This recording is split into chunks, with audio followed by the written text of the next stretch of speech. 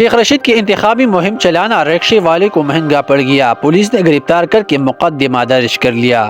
آپ کے ساتھ یہ اہم خبر ایک مرتبہ پھر شیئر کر رہے ہیں کہ شیخ رشید کی انتخابی مہم چلانا رکشے والے کو مہنگا پڑ گیا، پولیس نے دونوں افراد کو گرفتار کر کے مقدمہ درج کر لیا۔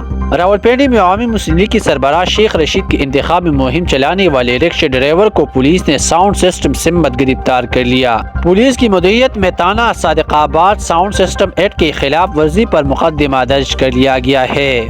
ذرائع کا کہنا ہے کہ رکشے پر دو افراد وحید گل اور کامران ساؤنڈ سسٹم لگا کر شیخ رشید کی انتخابی مہم کے لیے سڑکوں پر گھوم رہے تھے۔ پولیس نے ساؤنڈ سسٹم ایکٹ کے تحت دونوں افراد کو گرفتار کر لیا، جبکہ رکشے اور ساؤنڈ سسٹم کو بھی قبضے میں لے لیا ہے۔ مقدمے کے مدعی کے مطابق ایک رکشہ جس پر قلم دوات کا نشان لگا تھا، ساؤنڈ سسٹم کے ذریعے عوام کے آرام میں خلل ڈال رہے تھے، جس کی شکایت پر پولیس نے کارروائیاں کرتے ہوئے رکشے ڈرائیور کو سامان سمت گرفتار کر لیا۔